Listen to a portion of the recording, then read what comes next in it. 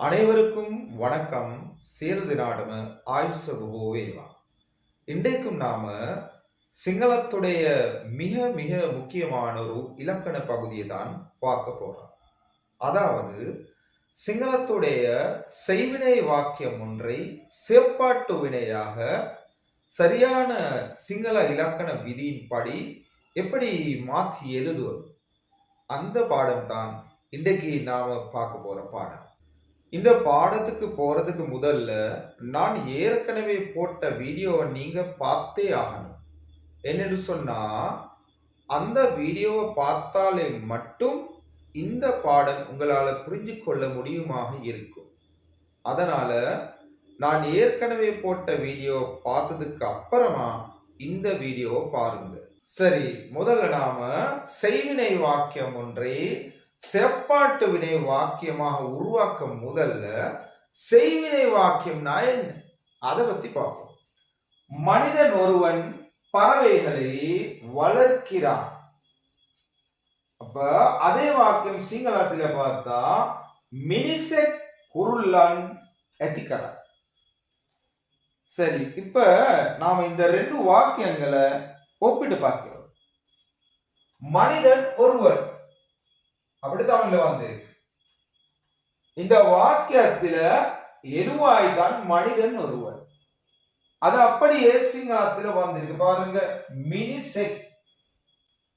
அப்ப இந்த சிங்கள வாக்கியத்துடைய மினிசெக் என்றது தான் இந்த வாக்கியத்துடைய உக்தய அப்படின்னு நாம சொல்லுவோம். உக்தய இது தமிழ்ல பார்த்தா எழுவாய். சரி, அடுத்த பகுதி பறவைகளை. இதுதான் இந்த வாக்கியத்துடைய செயற்படு பொருள். அப்ப சிங்கள வாக்கியத்துல அதுக்கு பதிலா குர்லன் அப்படின்றது வந்திருக்கு. இது செயற்பாடு பொருள். நாம இதுக்கு சிங்களத்துல சொல்லுவோம் கர்மய அப்படின்னு. கர்மய. ஓகே, மிச்சமா இருக்கிற பகுதி வளர்க்கிறான். அதுதான் இந்த வாக்கியத்துடைய பயனிலை வினை முற்று. இது அப்படியே சிங்களத்துல வந்திருக்கு எத்திக்கரை. இதுக்கு நாம சொல்லுவோம் அவசன் கிரியாவ. அவசன் கிரியாவ இல்லைனா ஆக்கியாத்தய.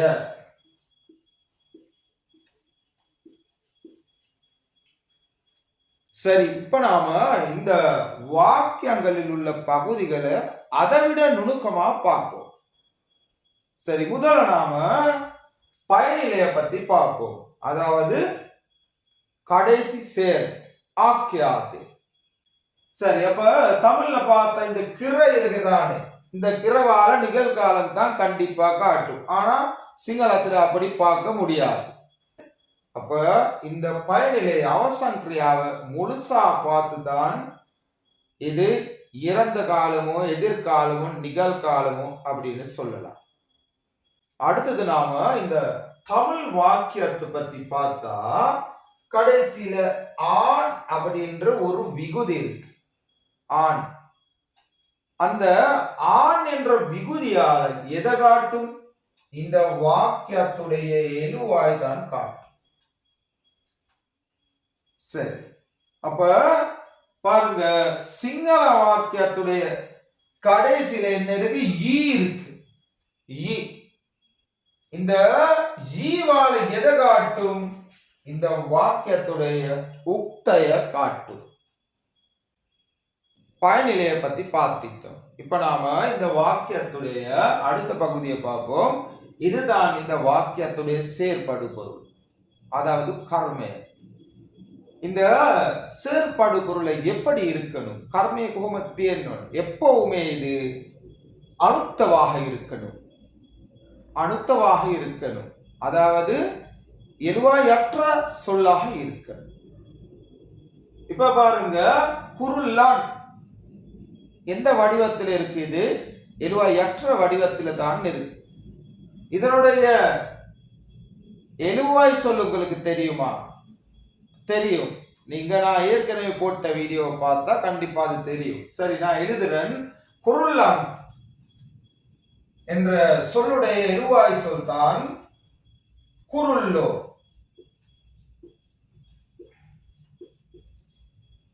குருல்லோ.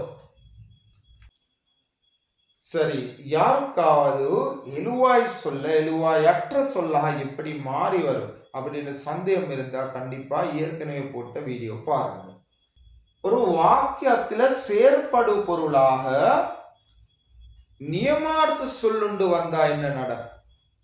இல்லைன்னா உயிர் இல்லாத சொல்லுண்டு வந்தா என்ன நடக்கும்? அதுவும் பார்ப்போம். நான் உதாரணத்துக்கு நான் 2 வாக்கியங்களை கொண்டு வந்துட்டேன். இப்ப பார்ப்போம். பியக் தம தருவா ඇති දැඩි කරයි.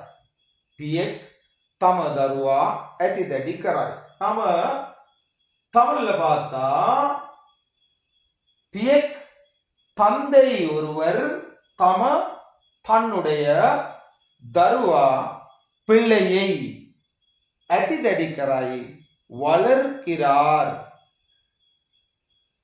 ரைட்? அப்ப இதுல பாருங்க, தருவா என்ற சொல்ல இது ஒரு நியமார்த்த சொல். இது அநியமார்த்த சொல் கிடையாது. அநியமார்த்த சொல்ல மட்டும் எழுவாயற்ற சொல்லாக மாற்ற முடியும். இந்த தருவாவுடைய எழுவாய் சொல்லும் இதுதான், எழுவாயற்ற சொல்லும் இதுதான். சரி, ஏற்கனவே போட்ட வீடியோ பார்த்தா உங்களுக்கு புரிய வரும்.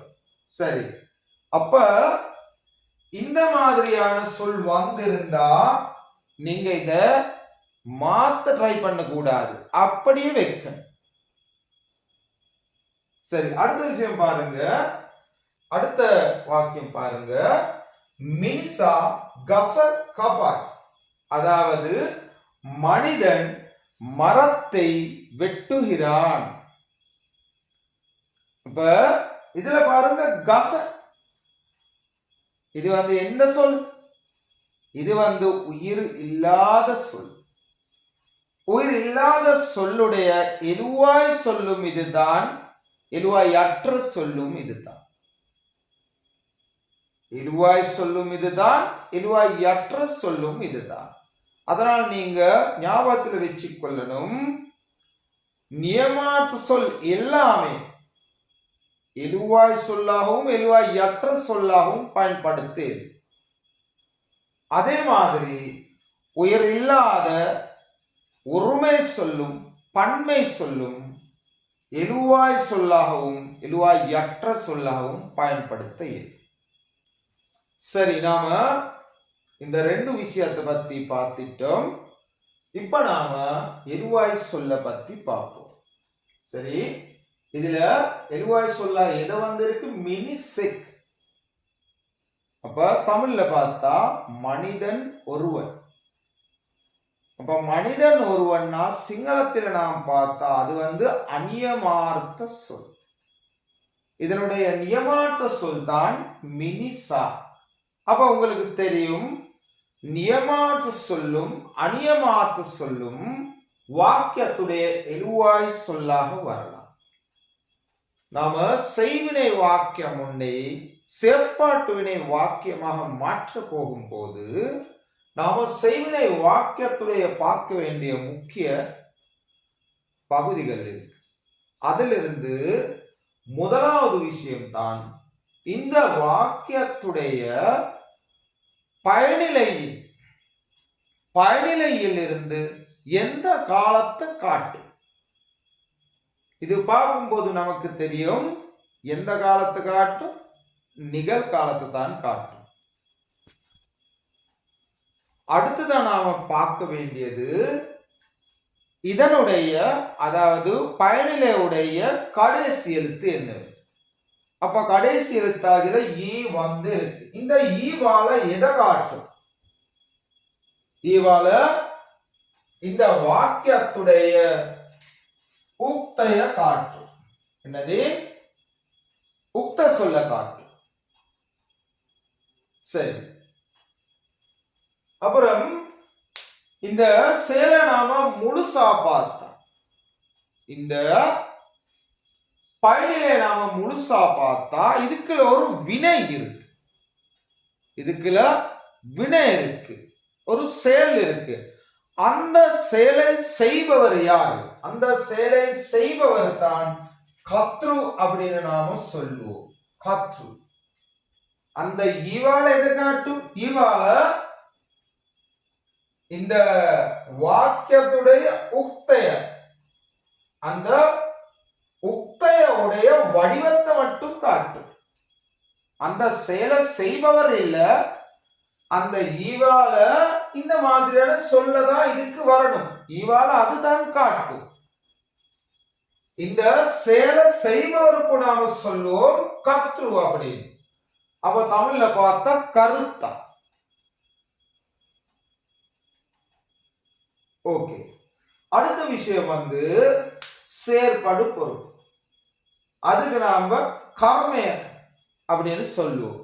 கர்மய இந்த செயற்படு பொருளை வந்து எந்த வடிவத்தில் இருக்கணும்? எந்த வடிவத்தில் இருக்கணும்? இது வந்து அணுக்த வடிவத்தில் இருக்கணும். அதாவது எதுவாயற்ற வடிவத்தில் இருக்கணும். அப்ப கர்மய අනුත්තවෙලා කතෘ උක්ත වෙන වාක්‍ය වලට අපි කියනවා කතෘකාරක வாக்கிய කියලා. இதை நாம தமிழ்ல பார்த்தா கர்மய செயற்படு பொருள், அணுத்தய எலுவாயற்ற சொல், கத்ரு கருத்தா, உக்தய எலுவாய். அப்ப செயற்படு பொருள் எலுவாயற்ற சொல்லாகி மாறி. செயற்படு பொருள எலுவாயற்ற சொல்லாக மாறி. இதுல குருள்ளோ குருள்ளன் அப்படின்னு மாறி வந்திருக்கு. அப்ப கருத்தா எலுவாயாக இருப்பதினால இந்த மாதிரியான வாக்கியங்களை நாம செய்வினை வாக்கியம் அப்படின்னு சொல்லுவோம். சரி, இப்ப நமக்கு செய்வினை வாக்கியம்னா என்ன அது நல்லாவே தெரியும். நாம இவ்வளவு நேரம் பார்த்த அந்த செய்வினை வாக்கியத்தை செயற்பாட்டு வினை வாக்கியமாக நான் இதுல எழுதியிருக்கு. அப்ப பாருங்க, மினிசெக் குருள்ளன் ඇතිකරයි කුරුල්ලෝ මිනිසෙකු විසින් ඇති කරනු ලබති. அப்ப இதை நாம தமிழ்ல பார்த்தா இப்படி வருது. மினிசெக் மனிதன் ஒருவன் பறவைகளை வளர்க்கிறான். இது வந்து குருள்ளோ பறவைகள் மனிதன் ஒருவனால்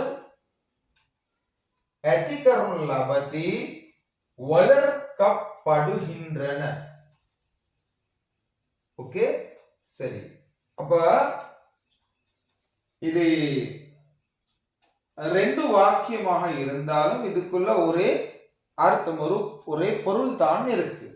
ஆனா கொஞ்சம் வடிவம் தான் வித்தியாசமா வந்திருக்கு. சரி, நாம இதுக்குள்ள நடந்த மாற்றங்கள் என்னவென்று நாம பார்ப்போம். அப்ப பாருங்க, அப்ப இந்த செய்வினை வாக்கியத்துடைய எருவாய் தான் இது. இந்த எருவாய்க்கு என்ன நடந்திருக்கு பாருங்க. இந்த எருவாய் வந்து மினிசெக் மினிசெகு எருவாய் சொல்ல எருவாயற்ற சொல்லாக மாறி வந்திருக்கு. அதுக்கப்புறமா விசின் என்ற ஒரு இடை சொல் அதோட சேர்ந்திருக்கு.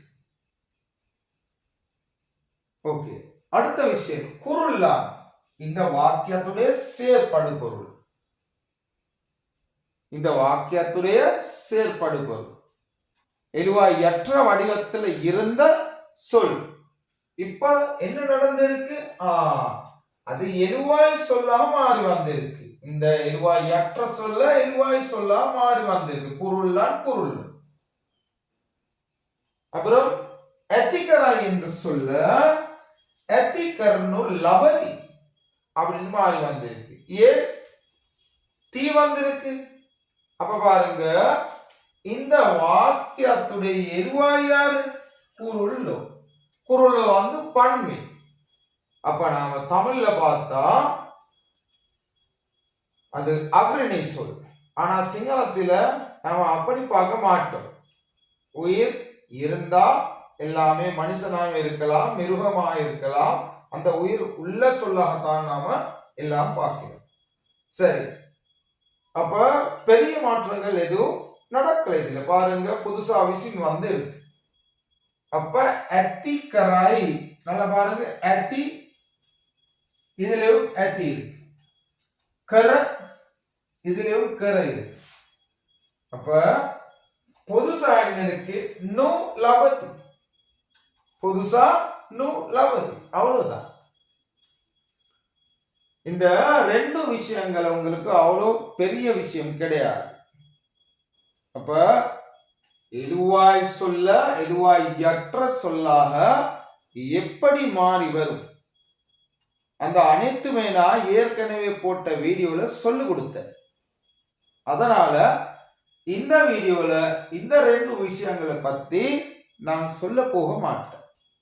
நமக்கு புதுசா வந்திருக்கிற ஒரே ஒரு பிரச்சனை தான், இந்த பயனிலை நாம எப்படி உருவாக்குவோம் பார்ப்போம். நாங்க அதை பத்தி இந்த பயனிலைய உருவாக்குவதற்காக நாம இந்த கடைசி பகுதியை மட்டும் எடுப்போம்.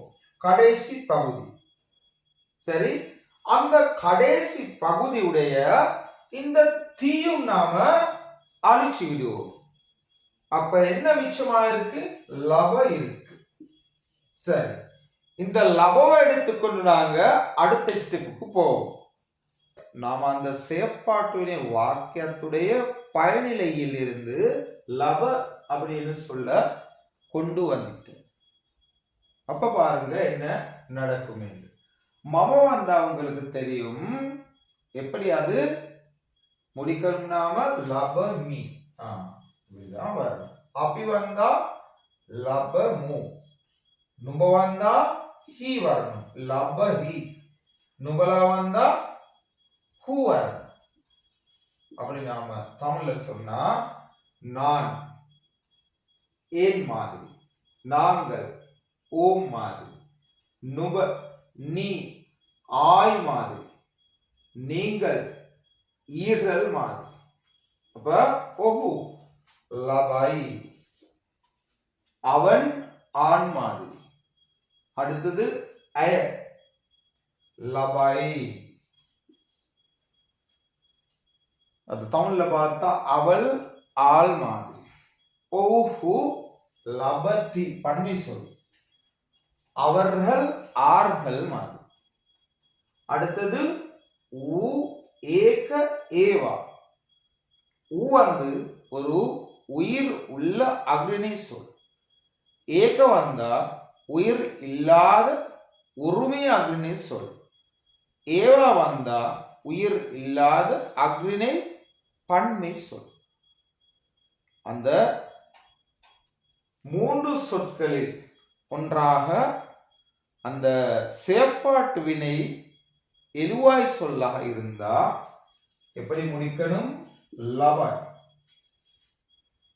அடுத்தது உன், உயிர் உள்ள அக்னி சொல், உயிர் உள்ள பன்மை அக்னி சொல். உன் லபத்தி. இப்படிதான் நாம அந்த கடைசி சொல்ல உருவாக்க வேண்டும். வினை சொல்ல எப்படி உருவாக்கணும் வாங்க பார்ப்போம். நீங்க சிங்களம் பேசும்போது பேச்சு மொழியில நிகழ்கால வினை சொற்களை நீங்க எப்படி பயன்படுத்துவீங்க? எப்பவுமே நீங்க யனவா, இனவா, தினவா, பலனவா, கண்ணவா, கனவா அப்படிதான் நீங்க பேசுறீங்க. மாமையானவா நான் போறேன். அப்ப தாத்தானவா அப்பா வராங்க. அப்ப மல்லிதனவா தம்பி தாராங்க. அக்காளியனவா அக்கா எழுதுறாங்க. மாமா பாலனவா மாமா பாக்குறாங்க. என்னவா அம்மாவும் என்னவா அம்மா சமைக்கிறாங்க, மம்ம கனவா நான் சாப்பிடுறேன். அப்ப எதிரா வாகனே பார்த்தவனவா டிரைவர் ஓட்டுறாங்க. சரி, இந்த விஷயங்கள் உங்களுக்கு நல்லா தெரியும் என்று நான் நம்புறேன். இப்ப நீங்க என்ன செய்யணும், கடைசியில நவா நவா இருக்குத்தானே, அந்த நவாவை வெட்டி கொள்ளுது. இப்படி நாம வெட்டிட்டோம். ஆனா ஒரே ஒரு வினை சொல் இருக்கு, அந்த சொல்ல இந்த முறையில மாற்ற முடியாது. அந்த வினைய சொல்லதான் கன். அத இப்படியே இருக்கட்டும். சரி, அப்ப என்ன செய்யணும், நாங்க மிச்சமா என்ன இருக்கு, இதுல ஏ இருக்கு, இதுல ஏ இருக்கு, இதுல தே இருக்கு, இதுல லிய இருக்கு, இதுல பல இருக்கு, உய இருக்கு, க இருக்கு, பதவ இருக்கு. சரிதானே? இந்த ய ஏ தே லி பல உய க பதவ இது எல்லாமே சிங்களத்துறை வினையாடி. இந்த வினையாடியோட நீங்க நு என்ற எழுத்த சேர்க்கணும். அப்ப சேர்த்து பார்ப்போமா? இப்படி இந்த நவா தேவையில்லை, இப்ப நவா தேவையில்லை இல்லையே. யனு நு சேர்க்கணும், எனு நு சேர்க்கணும், தெனு நு சேர்க்கணும், நு சேர்க்கணும். நவா தேவை. பலனு உயனு கணு பதவன், அவ்வளவுதான். எதை வந்தாலும் அவ்வளவுதான். அப்ப நான் வந்தா எப்படி வரும்? யனு லா ப மீ. அந்த எழுவாய் நாங்க வந்தா எப்படி வரும்? எனு லா ப மு. நீ வந்தா எப்படி வரும்? தெனு லா ப ஹி. நீங்க வந்தா எப்படி வரும்? லா ப ஹு. ஆண்பால் சொல் வந்தா, ஒருமை ஆண்பால் சொல் வந்தா எப்படி வரும்? பலனு லா பா இ. அப்ப படர்கையில பெண்பால் ஒருமை சொல் வந்தா உயனு லவாய். பன்மை சொல் வந்தா, அதாவது அவர்கள் வந்தா கனு லா ப தி. அப்ப அக்ரிநேயில உயிர் உள்ள ஒருமை சொல் வந்தா இப்படிதான் முடியும், ஈவா. அப்ப அக்ரிநேயில உயிர் இல்லாத ஒருமை சொல் வந்தா அதுவும் இப்படியே தான் கீதாவா. அப்ப அக்ரிநேயில உயிர் இல்லாத பன்மை சொல் வந்தா அதுவும் அப்படித்தான் கீதாவா. அக்ரிநேயில உயிர் உள்ள பன்மை சொல் வந்தா தீவால தான் முடிக்கணும். ஓகேவா? அப்போ அந்த கன் என்ன சொல்ல இருக்குதானே, அதை நாம இப்படி உருவாக்கி கொண்டு எடுக்கணும். பார்ப்போம் நான். சரி பாருங்க, கண்ணவா எடுக்கிறேன், பலா கண்ணவா பார்த்து கொள்கிறேன், அப்ப இல்ல கண்ணவா கேட்டுக்கொள்கிறேன், தியா கண்ணா வைத்துக் கொள்கிறேன், அப்ப லபா கண்ணா பெற்றுக்கொள்கிறேன். முதல் நாம என்ன செய்யணும்? அப்ப நவா கட் பண்ணணும். சரி, நவா கட் பண்ணிட்டு அப்ப மிச்சமா என்ன இருக்கு பாருங்க, இந்த இன்னதான் இருக்கு, இதுலயும் இருக்கு, மிச்சமா அடுத்த எழுத்தா இன்தான் இருக்கு. அந்த இன்ன நூவாக மாத்தணும். இந்த இன்ன நூவாக மாத்தும். எப்படி? நூ, இதுவும் நூ, இதுவும் நூ. அப்ப எப்படி உருவாகி வரும்? கனு.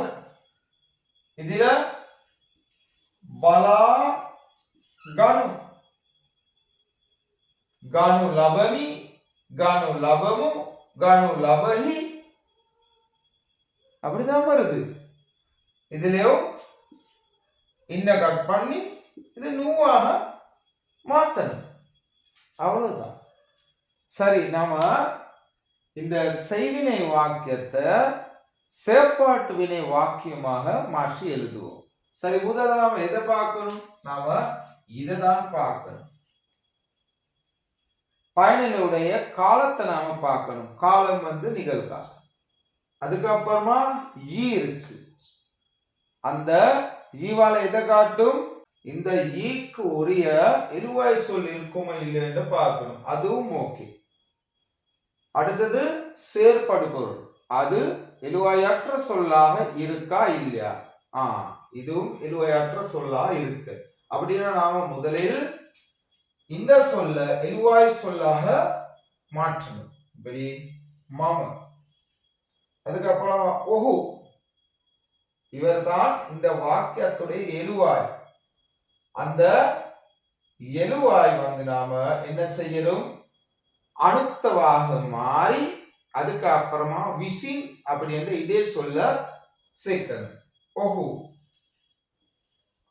அந்த ஒஹுடைய எழுவாய் சொல்லும் எழுவாய் அற்ற சொல்லும் அதே சொல் தான். அதனால அதுக்கப்புறமா நாம விசி. ஓகே. அடுத்தது அமத்தாய். உங்களுக்கு தெரியும், அமத்தனவா. நவா கட் பண்ணுங்க. அமத்தனவா. அமத்தனவா என்ன செய்யும்? நீங்க நவா கட் பண்ணணும். சரி, அப்ப என்ன செய்யணும்? நாங்க நூ போடணும். அமத்தனு. அதுக்கப்புறமா லப போடணும். சரி, இப்ப நீங்க பார்க்க வேண்டிய விஷயம், யார் இந்த வாக்கியத்துடைய இப்ப எழுவாய் சொல்? இதோ இருப்பது எழுவாய் சொல். அப்படி என்றால் நீங்க இதுல என்ன போடணும்? நான் வந்தா ஏன், அதே மாதிரி மம வந்தா மீ தான் நாம போடணும். அப்ப மம ஒஹு விசின் அமத்தனு லபமி. அப்ப பாருங்க, ஒஹு மா அமதாய் அந்த வாக்கியம் தான் செய்வினை வாக்கியம். மம ஒஹு விசின் அமத்தனு லபமி இந்த வாக்கியம் தான் செயற்பாட்டு வினை வாக்கியம். சரி, நாம தமிழ்ல பார்த்தா உஹு மா அமதாய் அவன் என்னை அழைக்கிறான். இத நாம தமிழ்ல பார்த்தா நான் அவனால் அழைக்கப்படுகின்றேன். சரி, அடுத்த எக்ஸாம்பிள். சரி, அப்ப இந்த வாக்கியத்தை கர்மகாரக வாக்கியமாக மாற்றி எழுதுவோம். அப்ப என்ன செய்யணும்? நாம முதல்ல பார்க்க வேண்டிய விஷயம் தான் எந்த காலம், நிகழ்காலம். அப்ப இதனுடைய கடைசி எழுத்து பார்க்கணும். தீ வந்திருக்கு. இந்த தீவுக்கு சம்பந்தப்பட்ட சொல் இருக்கா? முதல்ல ஓம் இருக்கு, பன்மை சொல் இருக்கு. சரிதானே? உயிர் உள்ள பன்மை சொல் இருக்கு, அதுவும் ஓகே. அதுக்கப்புறம் நாம என்ன பார்க்கணும்? இந்த சொல்ல அணுத்த வடிவத்தில் இருக்கா, அதாவது எழுவாயற்ற வடிவத்தில் இருக்கா? அதுவும் அப்படியே இருக்கு. அது சரியான தொடர். சரி, நாம இது மாற்றி எழுதுவோம். முதல்ல நாம என்ன செய்யணும்?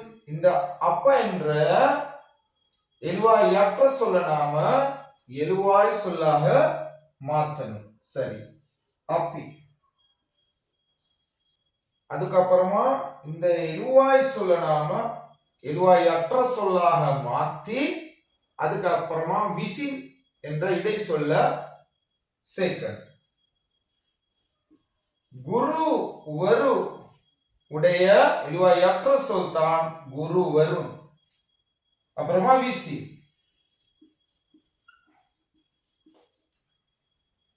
சரி, கதவதி. அப்ப கதவனவா, கதவனவா அண்டகஹனவா, கதவனவா, கதவனவா. இப்ப பாப்போம். கதவனவா உண்மையாவே கதவனவா என்று சொல்ல பேச்சு சொல் கிடையாது, இது எழுத்து சொல் தான். ஆனா இதுவும் நவா போட்டு அப்படியே உருவாக்கலாம். சரி, நவா கட் பண்ணுவோம். சரி, நவா கட் பண்ணுவோம். கதவ மிச்சமா இருக்கு, என்ன செய்யணும்? நவா தேவையில்லை, கதவனும் லப அடுத்தது போட்டுட்டோம் லபம். அப்ப அடுத்ததான் நாம எதை பார்க்கணும்? இந்த வாக்கியத்துடைய எருவாய் யார் என்று பார்க்கணும். இதோ இருப்பது எருவாய் அப்பி. அப்படின்னா என்ன போடணும்? மூ போடணும். சரி, போட்டுட்டேன். அப்பி குருவரும் விசிங் கெதவனு லபம். இதை நாம தமிழ்ல பார்த்தா, நாங்கள் ஆசிரியர்களால் கூப்பிடப்படுகின்றோம். கூப்பிடப்படுகின்றோம். சரி, நாம அடுத்த உதாரணத்துக்கு போவோம். சரி, பாருங்க அடுத்த உதாரணம். ஹிமிகாரு தா ரவட்டாய். ஹிமிகாரு எஜமான், தா உன்னை, ரவட்டாய் ஏமாற்றுகிறார். எஜமான் உன்னை ஏமாற்றுகிறார். அப்ப பாப்போம் நாங்க சேப்பாட்டுவினை. தா என்ற எழுவாயற்ற சொல்ல எழுவாய் சொல்லாக மாறி இருக்கு. அப்ப ஹிமிகருடைய எழுவாய் சொல்லும் எழுவாயற்ற சொல்லும் அதே சொல்தான். அந்த சொல்லுடைய எந்த ஒரு மாற்றமும் இல்லை. அப்ப விசின் நாம போடணும். சரி, அதோட விசின் சேர்க்கணும், அதுவும் ஓகே. அதுக்கப்புறமா ரவட்டாய், உங்களுக்கு தெரியும் ரவட்டனவா. ரவட்டனவா நவா கட் பண்ணிட்டு பார்த்தா ரவட்ட மிச்சமா இருக்கு, அதோட நூ சேர்த்துக்கண்டு அப்ப லப போட்டு அதுக்கப்புறமா நீங்க எழுவாய் யார் என்று பார்க்கணும். எழுவாய் தோ, அதாவது நீ. அப்படி நீ இருந்தா, தோ இருந்தா கடைசியில என்ன எழுத்து போடணும்? ஹீ போடணும்.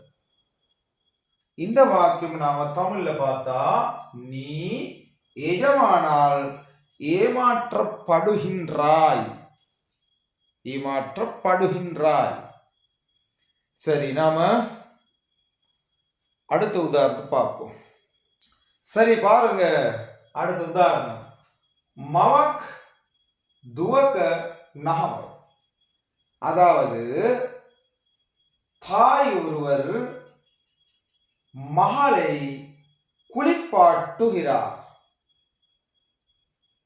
சரி, அதனுடைய சேப்பாட்டுவினை நாம பார்ப்போம்.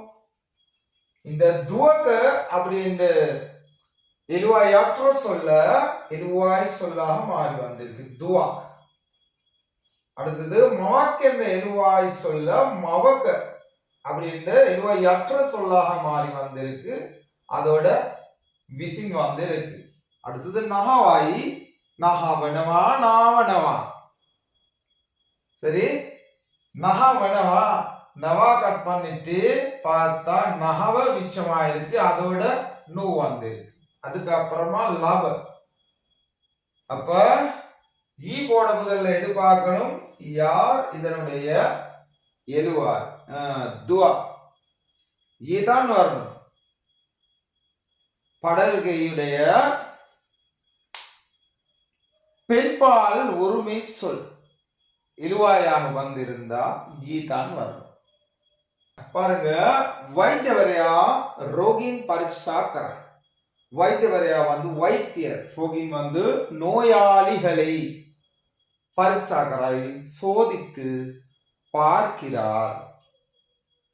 சரி, இதனுடைய சேப்பாட்டு வினை. ரோகின் எழுவாயற்ற சொல்ல எழுவாய் சொல்லாக மாறி வந்திருக்கு, ரோகிஹு. அப்ப வைத்தியவரையா அதனுடைய எழுவாய் சொல்லும் எழுவாயற்ற சொல்லும் அதே சொல் தான், அப்படியே வந்திருக்கு, அதோட விசின் வந்திருக்கு. பரீட்சா கரணவா. அப்ப பரீட்சா கர மிச்சமா இருக்கு, நவா கட் பண்ணிட்டு பார்த்தா பரீட்சா கர. அதுக்கப்புறமா நூ வந்திருக்கு. சரி, அப்ப கடைசியில லப வந்திருக்கு, தி போடுறதுக்கு முதல்ல என்ன பார்க்கணும், இந்த வாக்கியத்துடைய எலுவாய் யாருன்னு பார்க்க. எலுவாய் வந்து ரோகியூ, அது வந்து படற்கையில பன்மை சொல், அதாவது உயிருள்ள பன்மை சொல். அதனால தீவால தான் அதை நாம முடிக்கணும். அவ்வளவுதான். மினிசு கஸ் கபதி. மினிசு கஸ் கபதி, மனிதர்கள் மரங்களை வெட்டுகிறார்கள். அப்ப அதனுடைய சிறப்பாட்டு வினை. கஸ் வந்து உயிர் இல்லாத பன்மை சொல். அதனுடைய எழுவாய் வடிவமும் எழுவாய் அற்ற வடிவமும் அதே வடிவம் தான். அப்புறம் மினிசு, அப்ப மினிசு என்ற சொல்லுடைய எழுவாய் அற்ற சொல் மினிசுல், அதுக்கப்புறமா விசின் வந்திருக்கு. அப்ப கபத்தி, கப்பனவா நவா கட் பண்ணிட்டு பார்த்தா கப மிச்சமாயிருக்கு, அதோட நூ சேர்த்துக்கொள்ளணும். அதுக்கப்புறமா லப போடணும். ஈ போடுவதற்கு முதல்ல எதை பார்க்கணும், இந்த வாக்கியத்துல எழுவாய் வந்து கஸ், அத பன்மை சொல்லாதான் இருக்கு. ஆனா இந்த சொல்லுக்கு உயிர் இல்லை. அதனால் நாம உயிர் இல்லாத ஒருமை சொல் எழுவாய் வந்திருந்தாலும் பன்மை சொல் எழுவாய் வந்திருந்தாலும் நாம ஈவால தான் முடிக்கணும். இதை நாம தமிழ்ல பார்த்தா மரங்கள் மனிதர்களால் வெட்டப்படுகின்றன. அப்ப நீங்க சில வேளை நினைக்கலாம், இது இப்படி எழுத முடியாதா, மினிசுன் மிசின் கஸ் இந்த இடத்துக்கு கொண்டு வந்து கபனுள்ள அப்படி எழுத முடியும், அப்படியும் எழுதலாம். அப்போ இன்னைக்கு நாம பார்த்த பாடம் உங்களுக்கு மிகவும் முக்கியமாக இருக்கும் என்று நான் நம்புறேன். அதோட இந்த பாடத்தை பற்றி, இந்த வீடியோ பற்றி உங்களுடைய கருத்துக்கள் எங்களுக்கு மிகவும் ரொம்ப முக்கியம். அதனால் தயவு செஞ்சு நீங்கள் உங்களுடைய கருத்துக்களை கமெண்ட் பாக்ஸில் போடுங்க. வணக்கம்.